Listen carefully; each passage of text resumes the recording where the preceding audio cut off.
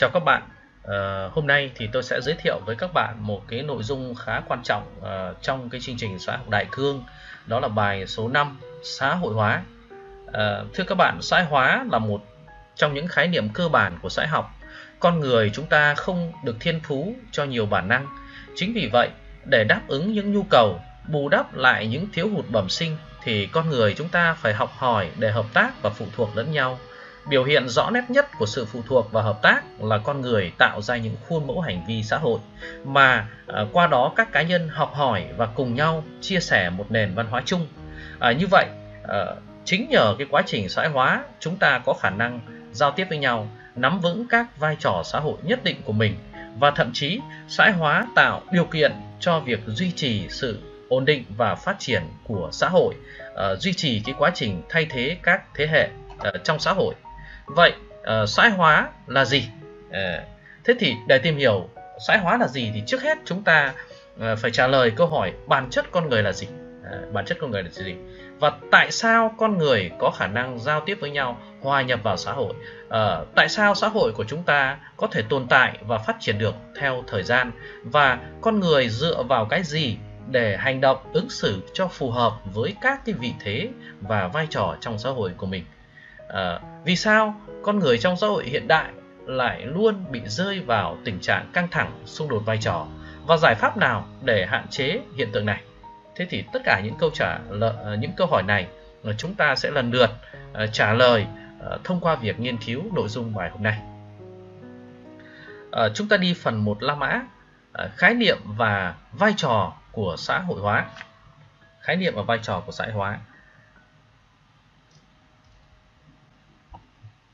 Điểm 1 nhỏ, bản chất con người. Bản chất con người.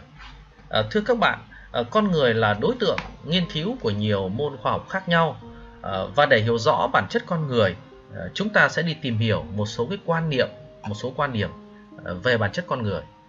Trước hết là quan niệm của các nhà triết học. Thì trong quan niệm của các nhà triết học thì đối với quan điểm của các nhà triết học duy tâm thì con người được giải thích từ sự sáng tạo và chi phối của Thượng Đế, Thánh Thần và từ ý thức trừu tượng. Ở đây thì con người do Chúa Trời sinh ra. Ở những nước mà chịu ảnh hưởng của Khổng giáo, Phật giáo, Lão giáo thì triết học cũng giải thích nguồn gốc con người là một đấng thần linh tối cao hoặc từ một lực lượng thuần bí. Ở phương Đông còn có thuyết con trời và người cùng hòa hợp với nhau, hay là thiên nhân hợp nhất.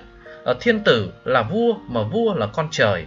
Ở phương Đông thì những từ như thái cực, đạo, khí được coi là nguồn gốc sinh ra vũ trụ và sinh ra con người.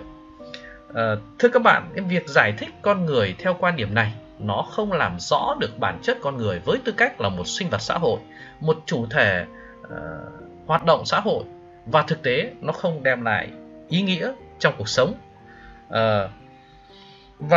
Có thể nói con người trong cái quan niệm duy tâm nó bị tước đoạt hết cái tính tự nhiên, năng lực và sức mạnh. Con người trở nên nhỏ bé, yếu đuối, thậm chí vật vờ tạm bợ trong một cái thế giới hữu hình dưới quyền lực vô biên của đấng sáng tạo, ví dụ như của Chúa, của Thánh Thần, của Chúa Trời, vân vân. Thì đến quan niệm tiếp theo, đó là quan điểm duy vật trước Mác. Thì thưa các bạn, đối với quan điểm duy vật trước Mác thì từ thời Aristotle đến các nhà duy vật Pháp thế kỷ 18 thì đều cho rằng con người là một sinh vật xã hội, sinh ra đã có tính người.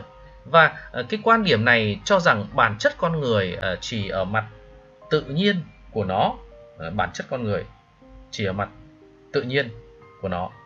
Và thưa các bạn, là ngay cả Feuerbach, nhà triết học duy vật cổ điển Đức, cũng mới chỉ dừng lại ở chủ nghĩa nhân bản tự nhiên, bởi vì theo nhận thức của ông thì con người chỉ là một cá nhân trừu tượng, một sinh vật thuần túy về mặt sinh học. Như vậy có thể thấy quan niệm duy vật trước Mác có cái điểm hạn chế, đó là xem xét con người trong mối quan hệ nhất định của họ, mà xem xét con người tách rời với hoạt động thực tiễn trong cái điều kiện lịch sử nhất định, những điều kiện làm cho họ trở thành con người đúng như đang tồn tại. Và ở đây thì chúng ta có thể thấy cái quan niệm duy vật trước Marx nó phủ nhận cái vai trò của quá trình giáo dục đào tạo, quá trình học hỏi, sáng tạo con người. Con người sinh ra như thế nào thì đúng là như vậy. Nó do tự nhiên, tự nhiên nó có như vậy. Thế thì tiếp đó là đến cái quan niệm của các cái nhà xã hội học, thì họ quan niệm bản chất con người là gì? Thì theo các nhà xã hội học thì bản chất con người nó có hai khía cạnh. Thứ nhất, con người là một sinh vật cao cấp nhất hành tinh, có bản năng sinh tồn và duy trì nòi giống. Thế thì tại sao họ lại là những cái sinh vật mang cái bản năng sinh tồn và duy trì nòi giống, và nó chịu sự chi phối của các cái quy luật tự nhiên? Thì thưa các bạn, là một sinh vật thì con người mang bản năng sinh tồn và bị chi phối bởi các quy luật tự nhiên. Ở đây những quy luật tự nhiên là những quy luật nào thì các bạn đã được học trong triết học, trong kinh tế chính trị học thì các bạn có thể biết. Quy luật hoặc là trong sinh học thì quy luật đấu tranh sinh tồn, ví dụ như quy luật đấu tranh sinh tồn, quy luật sinh lão bệnh tử, quy luật tuần hoàn, quy luật hô hấp, đó chính là những quy luật tự nhiên chi phối con người cũng như là tất cả các cái con vật trên thế giới này. Thế thì con người cũng là một thực thể. Thế còn cái bản năng sinh tồn là gì? Ở trên cái điểm trên này thì cái bản năng sinh tồn, thưa các bạn, là nó sẽ dẫn đến con người đến cái sự tham lam, tư hữu, ham sống sợ chết, đấu tranh hoặc nương tựa vào kẻ khác để bảo vệ mình.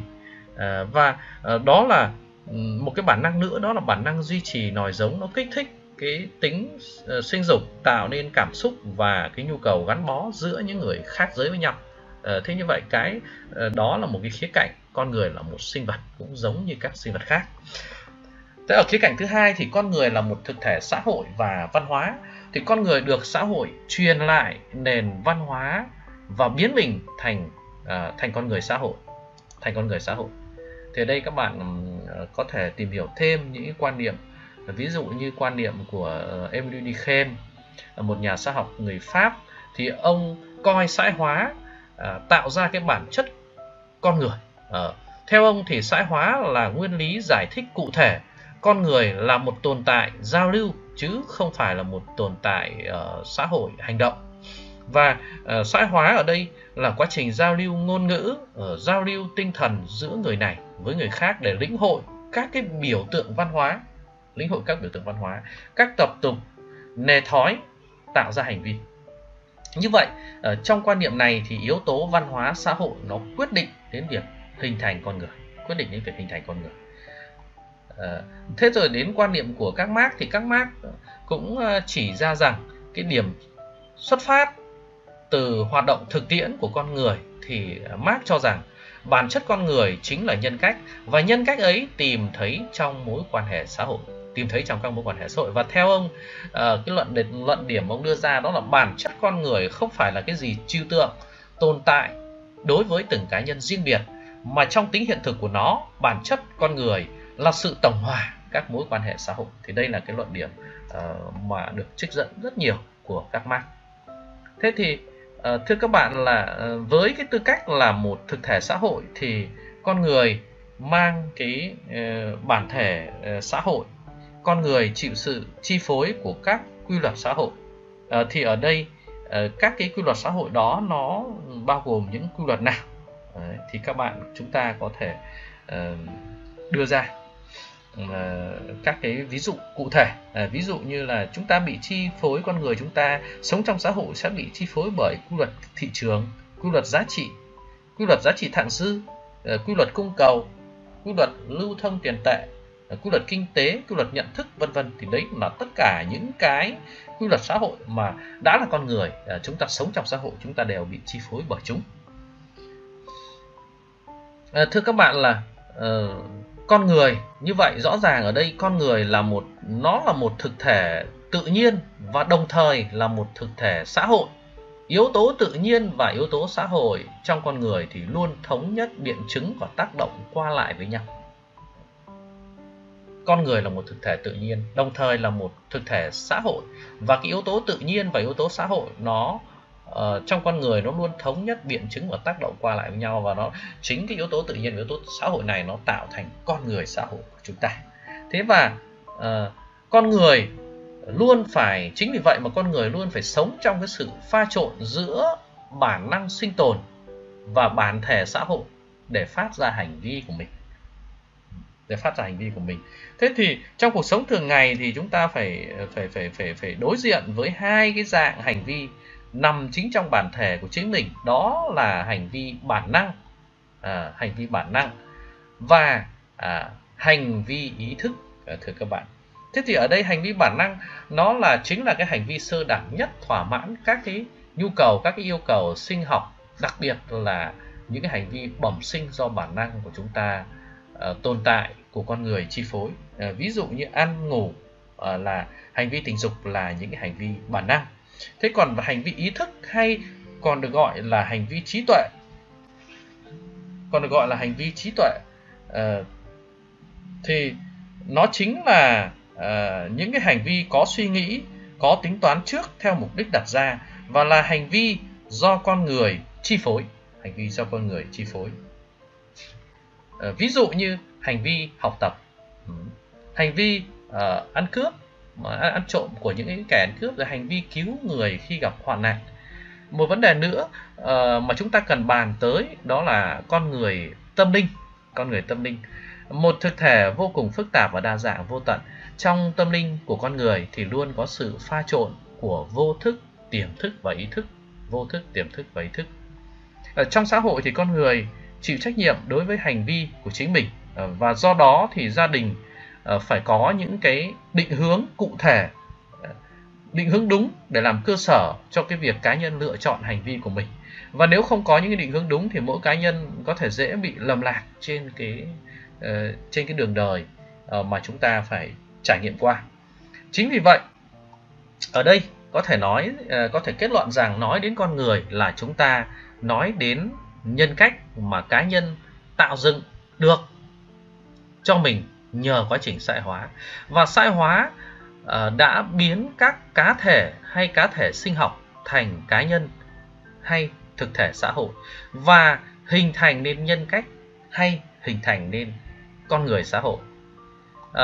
Và ở đây thì để hình thành nên nhân cách con người thì mỗi một con người chúng ta muốn có một nhân cách lớn trong xã hội thì chúng ta phải làm gì? Chúng ta phải chịu khó học tập, giáo dục xã hội, tự rèn luyện bản thân, và phải có những hoạt động đem lại lợi ích cho cộng đồng và bản thân. Thì đó mới là, và được sự thừa nhận của xã hội, thì đó mới là những người có nhân cách lớn. Và khi nói đến nhân cách lớn ở đây thì chúng ta có thể nghĩ đến Bác Hồ chính là người có một cái nhân cách lớn, đối với ở Việt Nam chúng ta, và cũng như là được cộng đồng thế giới thừa nhận. Như vậy, tôi đã giới thiệu xong cho các bạn cái nội dung điểm 1 nhỏ. Mời các bạn chúng ta sang điểm 2 nhỏ. Ở những quan niệm về xã hội hóa. Thưa các bạn, hiện nay thì có rất nhiều những quan niệm khác nhau về xã hội hóa, xuất phát từ các cái góc nhìn khác nhau về bản chất con người. Thì hiện nay chúng ta có khái quát với các bạn có 3 quan niệm cơ bản về xã hội hóa như sau. Quan niệm thứ nhất là quá trình không đề cập đến cái tính. Quan điểm thứ nhất không đề cập đến tính chủ động, sáng tạo của cá nhân trong quá trình thu nhận kinh nghiệm xã hội. Thì đối với quan niệm này thì các cá nhân thường bị gò vào các cái chuẩn mực, khuôn mẫu mà không thể chống lại được. Thì đối với quan niệm này thì chúng ta có thể ví dụ như là Smeltzer, một nhà xã học Mỹ, thì ông cho rằng xã hội hóa là quá trình mà trong đó cá nhân học cái cách hành động tương ứng với vai trò của mình. Tức là để phục vụ tốt cho cái việc thực hiện các cái mô hình hành vi tương ứng với hệ thống vai trò mà cá nhân phải đóng trong cuộc đời của mình, thì cá nhân chỉ học hỏi và thực hiện theo những gì mà xã hội truyền lại.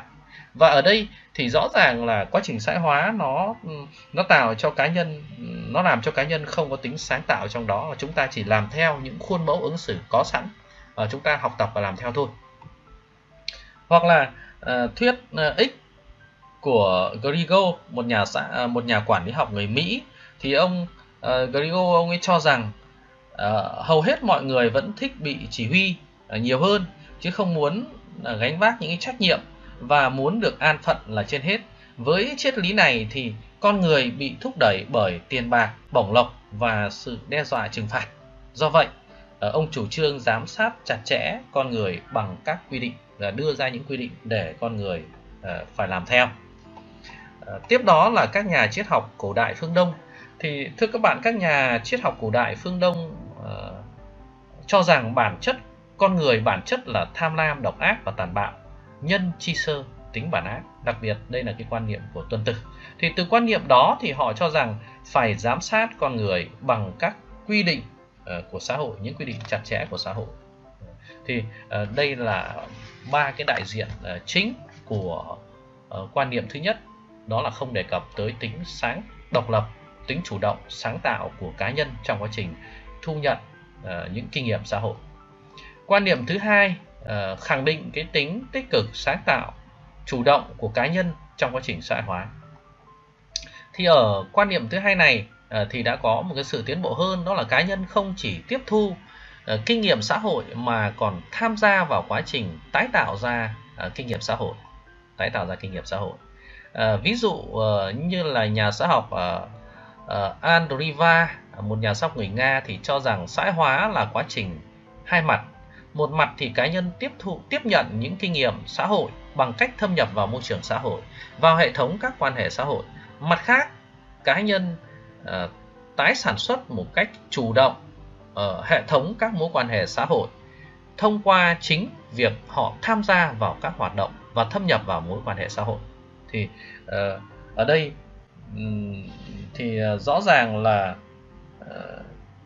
Andriva đã thể hiện cái tính hai mặt của cái quan niệm của nhà xã học Andriva, đã thể hiện cái tính hai mặt của mỗi cá nhân khi tham gia vào quá trình xã hội hóa. Hoặc là thuyết Y cũng là thuyết của nhà quản lý học Grigo. Thì với cái thuyết Y thì ông cho rằng bản chất con người là lười biếng, không đáng ngờ vực, và con người có thể tự định hướng và sáng tạo trong công việc nếu được thúc đẩy hợp lý. Và do cái quan niệm này thì ông chủ trương tạo ra các cái điều kiện để thúc đẩy tính độc lập, tự chủ và sáng tạo ở con người. Và một số cái nhà triết học cổ phương Đông thì lại có cái quan niệm cho rằng nhân chi sơ, tính bản thiện.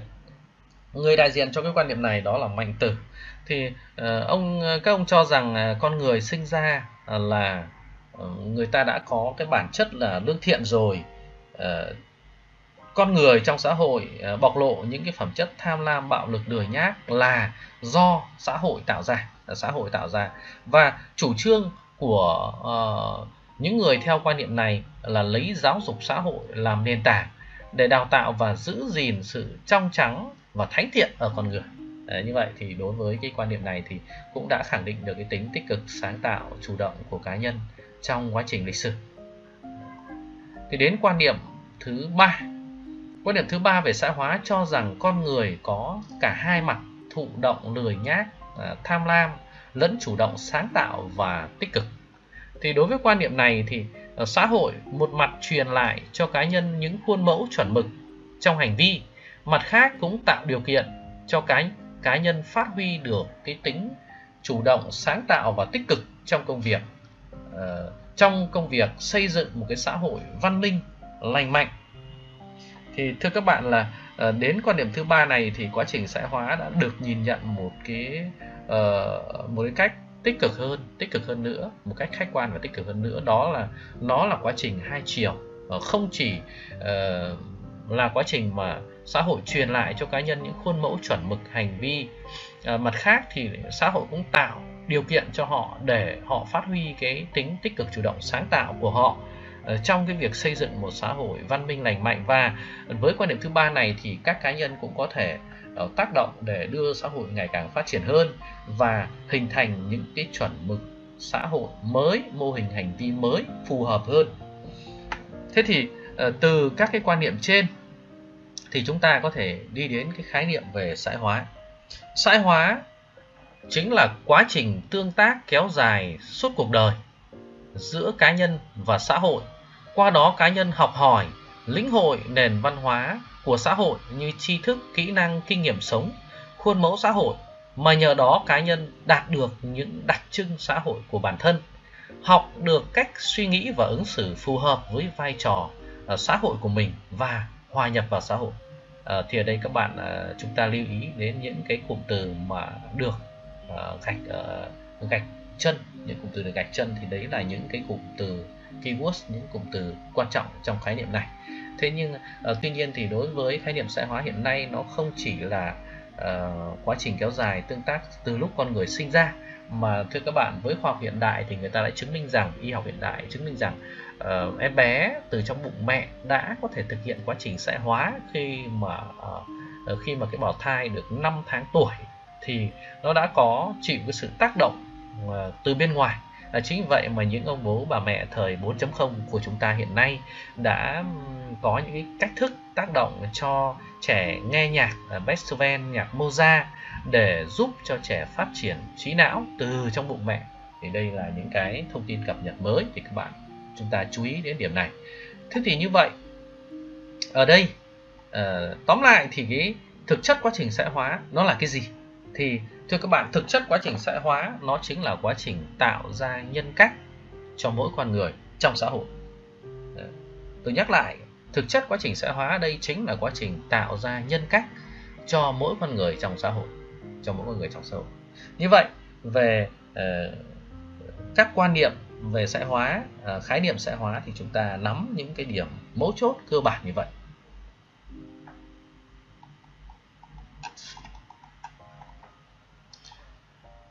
Tôi muốn chia sẻ với các bạn phần cơ chế xã hội hóa. Điểm 3 nhỏ thì các bạn chúng ta nghiên cứu trong tài liệu. Nó bao gồm cơ chế định chế, là những cái cơ chế mà xã hội truyền lại những chuẩn mực khuôn mẫu và bắt buộc mỗi cá nhân phải học theo, phải tuân theo. Cơ chế thứ hai là cơ chế phi định chế. Nó là cơ chế mà mỗi cá nhân học hỏi được ở xã hội những điều cần thiết một cách tự nhiên, thực hiện thông qua hai cách, đó là bắt chước và lây lan. Thì những cái nội dung cụ thể ở điểm 3 nhỏ này thì các bạn nghiên cứu trong tài liệu. Chúng ta sang một cái nội dung tiếp theo, điểm 4 nhỏ, vai trò của xã hội hóa. Thế thì xã hội hóa nó có vai trò như thế nào trong cuộc sống của chúng ta? Thưa các bạn, là mỗi một con người chúng ta đều được sinh ra 2 lần, đó chính là con người sinh vật và con người xã hội. Trong cái điểm 1 nhỏ thì về bản chất con người thì các bạn đã được tôi giới thiệu qua. Thế thì vậy về mặt sinh học thì sự ra đời của con người nó không khác gì những động vật khác. Thế còn về mặt xã hội thì các nghiên cứu về xã học, nhân chủng học, phân tâm học thì đã chứng minh rằng nếu một đứa trẻ sinh ra mà bị tách rời khỏi xã hội và văn hóa của xã hội, như là những đứa trẻ hoang dã được thú vật nuôi sống trong rừng, thì chúng sẽ trở nên hoàn toàn không có tính người, không biết nói, ăn sống nuốt tươi, đi bằng tứ chi như các động vật khác. Và điều này nó chính là một cái chỉ báo nói lên vai trò quan trọng của xã hội hóa, của quá trình học hỏi, lĩnh hội những kinh nghiệm xã hội. Trong lịch sử thì thưa các bạn, có rất nhiều những câu chuyện nói lên cái vai trò quan trọng của xã hội hóa. Điển hình là những câu chuyện kể về sự cách ly của con người đối với xã hội. Đó là những cái đứa trẻ được thú rừng nuôi dưỡng. Ví dụ một số cái ví dụ để các bạn chúng ta có thể thấy, đó là trường hợp thứ nhất là người thú được ghi nhận nuôi dưỡng, được ghi nhận là kỹ lưỡng nhất thuộc về hai em bé người sói ở Ấn Độ. Vào những năm 1920 thì một mục sư tên là Singer đã phát hiện hai em bé trong một lần đến ngôi làng hẻo lánh giảng đạo, thì chính ông đã viết một cuốn sách rất dày tường thuật lại chi tiết trường hợp này với những cái bức ảnh minh họa từ khi phát hiện cho đến khi hai nhân vật qua đời. Thì đó chính là hai em bé, em lớn khoảng 8 tuổi và em nhỏ khoảng chừng 1 tuổi rưỡi được bầy sói nuôi, và chúng được mục sư đưa về nuôi tại một cô nhi viện. Mặc dù được nuôi nấng và chăm sóc rất nhiệt tình, nhưng chúng vẫn không bỏ được tính sói. Chúng gần như ngủ suốt ngày, đi tìm thức ăn lúc chạng vạng tối. Chúng làm tất cả mọi người kinh ngạc vì chạy bằng cả 4 chân tay, thỉnh thoảng lại hú lên như sói và luôn lẩn tránh ánh sáng mặt trời. Đôi mắt chúng nhìn trong bóng đêm có vẻ tinh nhạy hơn mắt người thường. Và thưa các bạn, là chúng cũng khiến mọi người khiếp sợ bởi cách uống nước bằng lưỡi và ý thích ăn thịt sống, kể cả thịt đã thối rữa, hơn là ăn rau và ăn những thức ăn từ ngũ cốc. Chúng tránh làm bạn với người nhưng lại thích chơi với lũ chó trong cô nhi viện. Sau một thời gian thì em lớn đã chết vì bệnh lị, còn em nhỏ thì khoảng 10 năm sau cũng qua đời. Và trong suốt 10 năm chăm sóc nuôi dạy em nhỏ thì em nhỏ đã tập được những cái tính người như là mặc được quần áo, ăn uống và tập đọc. Tuy nhiên thỉnh thoảng nó vẫn muốn chạy trốn vào rừng. Người thú có cuộc sống kéo dài nhất thì chúng ta có thể kể đến đó là một em bé người khỉ tên là Johnson Siberia. Cậu được lũ khỉ đầu chó nuôi từ năm lên 4 tuổi. Năm 1991 thì cậu được phát hiện tại Uganda khi đang đánh đu trên những cành cây. Và sau đó một tổ chức cứu trợ trẻ em mồ côi đã nhận nuôi John, và cậu được dạy chữ, học, nói và hòa đồng dần với cộng đồng dân cư bản địa. Ngày 13 tháng 10 năm 1999 thì trong chương trình Bằng chứng sống mang tên Cậu bé sống cùng bầy khỉ đã được của đài truyền hình BBC, John đã kể lại quãng thời gian sống trong rừng sâu. Tôi chỉ có thể nhớ lại được vài sự kiện khi tôi sống giữa lũ khỉ đầu chó. Thức ăn của tôi chủ yếu là dế, trứng đà điểu, quả lê gai, ngô xanh và mật ong rừng. Tôi đi bằng cả 4 chân tay và ngủ trong bụi rậm hoàn toàn trần trụi. Một ngày nọ tôi đang tìm thức ăn cùng với đồng bọn thì bị hai cảnh sát bắt.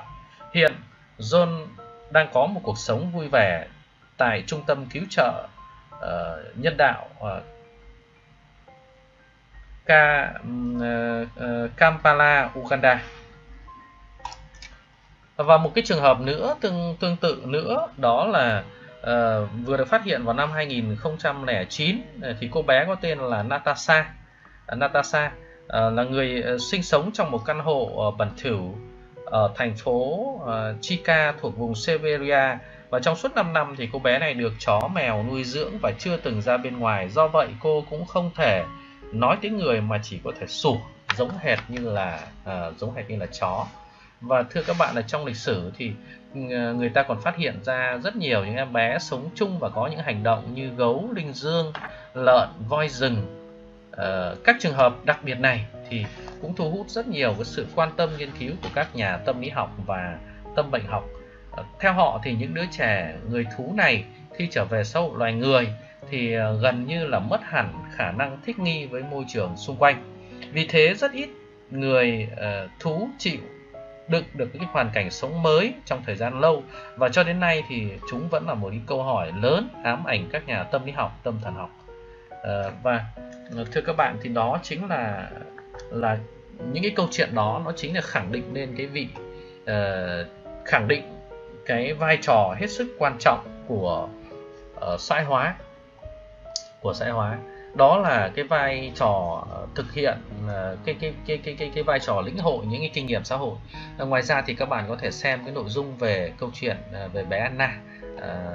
Tôi sẽ cung cấp cái tài liệu để các bạn nghiên cứu thêm và trả lời giúp tôi hai cái câu hỏi chính, đó là tại sao cô bé Anna lại không có những cái phẩm chất của một con người xã hội, và kinh nghiệm xã hội nó có vai trò như thế nào trong việc duy trì phát triển xã hội. Qua những câu chuyện thực tế này thì chúng ta có thể đi đến cái kết luận là không ai có thể trở thành một con người xã hội hoàn toàn nếu không có kinh nghiệm xã hội, không có cái quá trình xã hội hóa, không có quá trình xã hội hóa. Và như vậy thì ở đây thì qua những câu chuyện có thật trong lịch sử và những cái kiến thức về xã hội hóa thì chúng ta có thể khái quát cái vai trò của xã hội hóa một cách cụ thể như sau. Một là kết quả của xã hội hóa là quá trình tạo ra nhân cách của mỗi con người trong xã hội. Thứ hai, xã hội hóa tạo ra sự hoàn thiện, phát triển về khả năng, năng lực, hoạt động để con người có thể thực hiện vai trò xã hội của mình. Tức là gì ạ? Thông qua cái việc cá nhân học hỏi, lĩnh hội những tri thức, kinh nghiệm xã hội, các khuôn mẫu chuẩn mực xã hội thì cá nhân biết được vai trò xã hội của mình. Ở những cái vị thế nhất định thì cần thực hiện những cái vai trò gì? Thực hiện các vai trò của mình trong xã hội chính là để thực hiện tốt các cái vai trò xã hội của mình thì cá nhân bắt buộc phải học hỏi. Ở mỗi vai trò thì cá nhân sẽ phải học hỏi những khuôn mẫu của vai trò đó. Là học sinh thì các bạn phải có vai trò như thế nào, là sinh viên thì chúng ta có vai trò là phải học tập, phải nghiên cứu, phải hoàn thành những cái nội dung học tập của mình.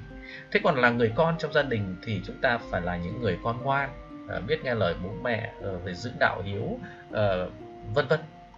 Thế thì xã hội hóa cũng giúp cho cá nhân nâng cao được cái chất lượng hành vi và tham gia vào quá trình sáng tạo ra những cái giá trị mới cho xã hội và dần hoàn thiện mình. Thì thưa các bạn, ở đây có thể khẳng định là xã hội hóa sẽ giúp chúng ta nâng cao chất lượng hành vi, bởi vì qua quá trình xã hội hóa chúng ta sẽ học hỏi, lĩnh hội được những kinh nghiệm, kỹ năng, tri thức, các cái khuôn mẫu chuẩn mực xã hội, và chính cái đó sẽ giúp cho mỗi cá nhân chúng ta thực hiện tốt các vai trò của mình trong xã hội.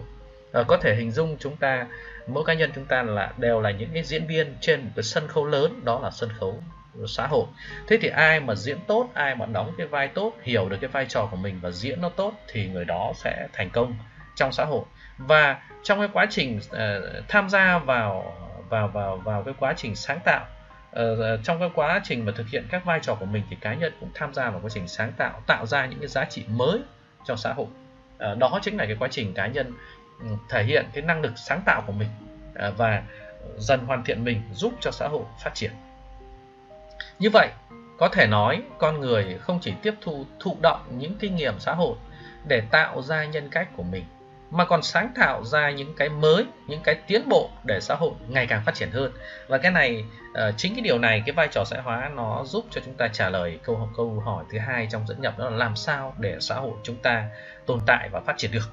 Chính là do cái quá trình xã hội hóa. Như vậy, có thể khái quát lại cái quá trình, cái vai trò của quá trình xã hội hóa như sau.